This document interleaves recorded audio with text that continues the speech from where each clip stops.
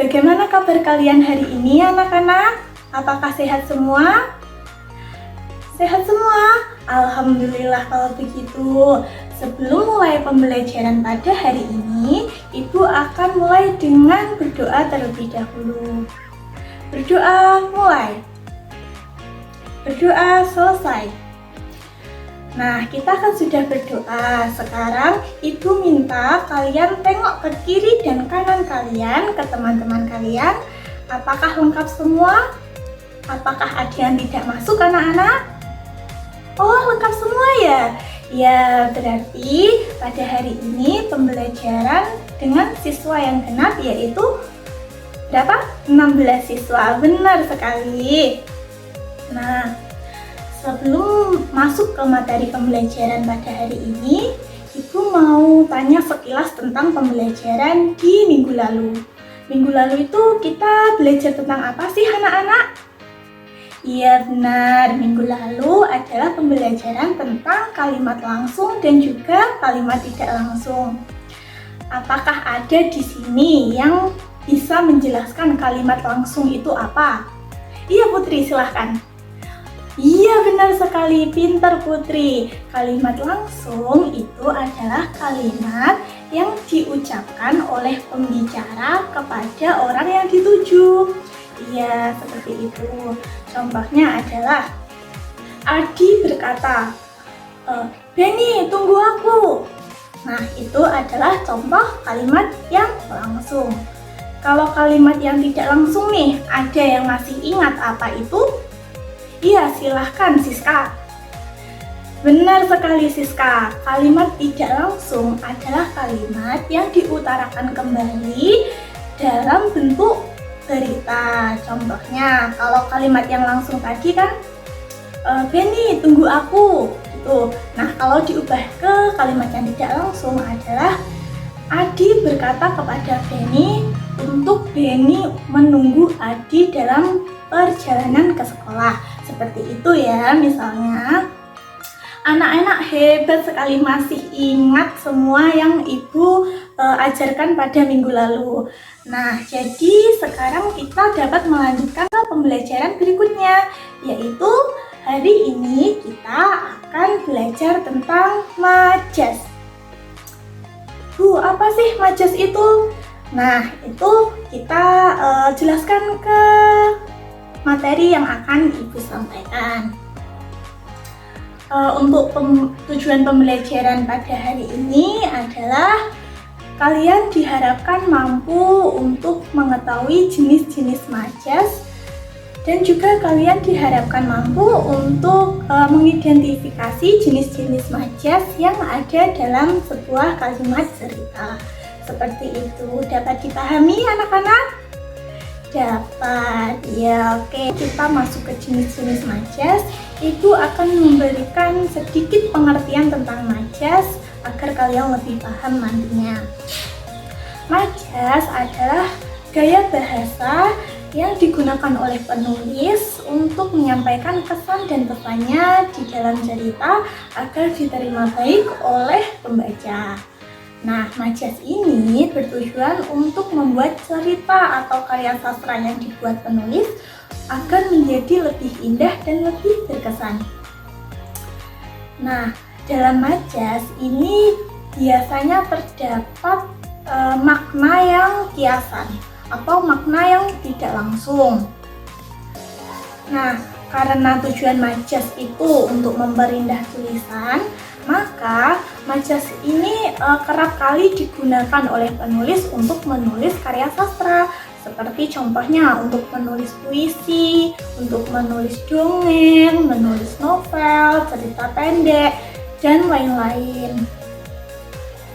Nah, dalam penggunaan majas ini dapat membuat kalimat atau kata yang sebenarnya itu sederhana menjadi memiliki arti yang lebih kuat dan emosi atau rasa yang tersampaikan ke para pembaca. Misalnya, apa yang sebenarnya biasa-biasa saja karena disisipi oleh majas, kata tersebut dapat terasa lebih indah, lebih lucu, lebih sedih, lebih marah, menggebu-gebu, atau menegangkan, seperti itu. Jadi majas ini menambahkan rasa kepada para pembacanya. Nah, karena fungsinya tersebut, majas seringkali digunakan untuk memperkuat emosi dalam cerita, seperti itu. Dalam pengertian majas ini, apakah sudah bisa dipahami anak-anak atau mungkin ada yang ditanyakan? Kalau kurang jelas, bisa dipahami? Oke, selanjutnya kita ke jenis-jenis majas. Sebenarnya jenis-jenis majas itu banyak sekali, tapi yang ingin Ibu sampaikan pada pembelajaran kali ini ada 3, yaitu yang pertama majas metafora, selanjutnya majas personifikasi, dan yang terakhir majas hiperbola. Seperti itu. Kita ke jenis majas yang pertama, yaitu majas metafora. Majas metafora adalah gaya bahasa yang digunakan penulis untuk menyampaikan tulisannya dengan membandingkan kata untuk menggambarkan sesuatu. Nah, dalam majas metafora ini, penulis itu menggambarkan suatu hal dengan suatu kata atau frasa yang memiliki kemiripan dengan hal yang digambarkan tersebut. Seperti contohnya ya, si jago merah melahap rumah itu dalam waktu 2 jam saja. Si jago merah ini merupakan majas yang menggambarkan api. Nah, kemiripan dari si jago merah dengan api ini itu digunakan karena memiliki kemiripan karakteristik dan juga sifat. Si jago merah itu kan jago warna merah. Nah, api juga warna merah. Jago itu berani, api juga menggambarkan suatu hal yang berani. Nah, jadi di situ dapat disimpulkan bahwa api melahap rumah itu dalam waktu 2 jam. Si jago merah itu adalah gambaran atau representatif dari api. Seperti itu. Nah, dalam penggunaan majas metafora ini sebenarnya seperti perbandingan, tetapi tidak menggunakan kata hubung seperti bagaikan, itu tidak menggunakan itu, hanya langsung dibandingkan saja. Seperti tadi itu langsung kan api digambarkan dengan jago merah, seperti itu. Nah, di sini ada yang bisa memberikan contoh lain selain jago merah tadi terkait tentang majas metafora. Oh iya, apa Putra? Waktu adalah uang. Bagaimana anak-anak? Benar apa tidak? Iya, benar sekali. Bagus Putra. Waktu adalah uang tersebut juga merupakan majas metafora karena waktu itu digambarkan seperti uang. Uang kan berharga. Nah, waktu itu juga sama berharganya, seperti itu.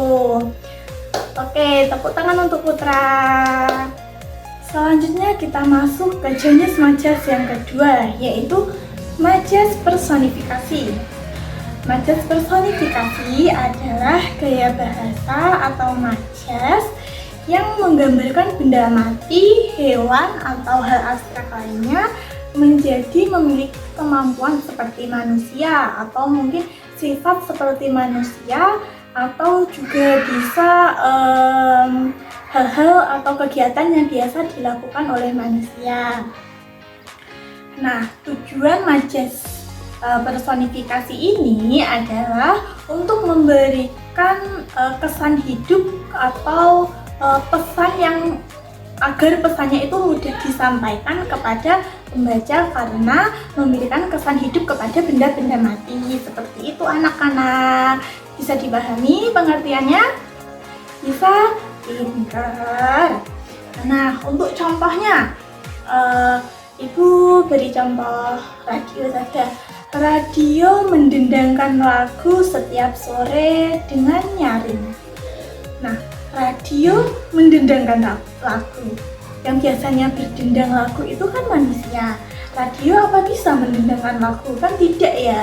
Radio itu hanya menciptakan lagu atau memperdengarkan lagu kepada manusia, tidak berdendang sungguhan seperti manusia. Nah, tapi kan maknanya juga dapat tersampaikan kan kepada kita bahwa radio itu mengeluarkan suara lagu yang indah seperti itu.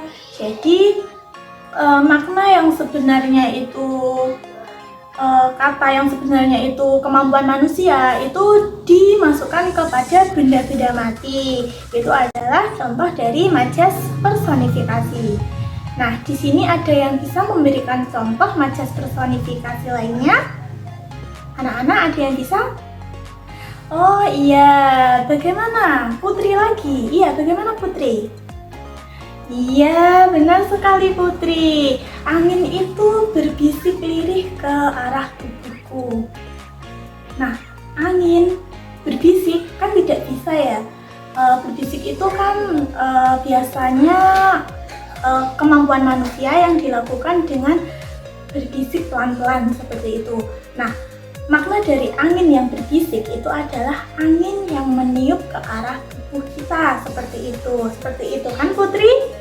Iya benar. Beri tepuk tangan kepada Putri. Bagus sekali Putri. Nah, kita ke jenis majas yang ketiga atau yang terakhir, yaitu majas hiperbola. Nah, majas hiperbola ini adalah gaya bahasa atau majas yang penulisannya itu dilebih-lebihkan, berlebihan seperti itu. Nah, contohnya saja ya, kita langsung ke contohnya. Contohnya adalah setelah peluit dibunyikan, anak itu langsung lari secepat kilat. Nah, lari secepat kilat. Apakah bisa seseorang itu lari sangat cepat seperti kilat menyambar bus gitu? Kan tidak ya, itu hanya perumpamaan saja. Bagaimana? Paham tidak dengan contoh yang Ibu kasihkan kepada kalian? Paham? Ya, kalau paham, Ibu minta kalian juga memberikan contoh yang sama seperti tadi tentang majas hiperbola. Ya, bagaimana Dimas? Tangisan anak itu menggemparkan dunia. Bagaimana anak-anak? Benar atau tidak? Benar. Iya, tepuk tangan. Tangisan anak itu menggemparkan dunia. Itu artinya anak itu menangis sangat keras, tetapi ya tidak menggemparkan dunia sungguhan. Itu menggemparkan dunia itu hanya untuk menambahkan emosi bahwa anak itu menangisnya itu sangat keras seperti itu ya anak-anak. Iya. Jadi majas ini bertujuan untuk memberikan emosi yang berlebihan atau yang lebih menekankan emosi tersebut gitu kepada pembacanya. Dapat dipahami anak-anak dengan ketiga majas yang telah Ibu jelaskan tadi? Dapat? Ya, pintar anak-anak.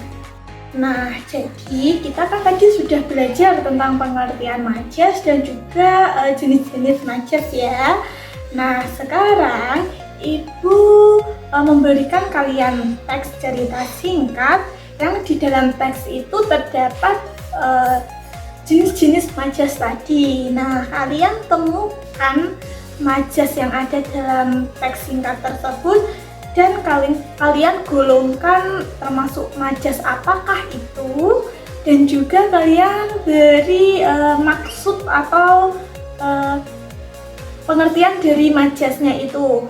Majas ini itu maksudnya apa ya? Seperti itu. Bisa dipahami anak-anak? Ya, silahkan mengerjakan. Nah, bagaimana anak-anak? Sudah selesai semua? Kalau sudah, dikumpulkan ke Ibu ya. Nanti Ibu nilai kalau Ibu sudah di rumah. Karena waktunya sudah habis. Waktunya kita pulang. Nah, sebelum pulang kita simpulkan dulu. Kita belajar tentang apa saja tadi? Pengertian majas, majas metafora, majas personifikasi, dan juga majas hiperbola. Nah, untuk pertemuan yang berikutnya kita belajar tentang teks deskripsi dan juga teks narasi. Jadi dipelajari di rumah ya anak-anak. Nanti kita bahas di pertemuan selanjutnya. Nah, pembelajaran Ibu akhiri berdoa mulai. Berdoa selesai. Hati-hati pulangnya ya, ditunggu saja ayah ibunya kalau belum datang. Akhir kata, wassalamualaikum warahmatullahi wabarakatuh.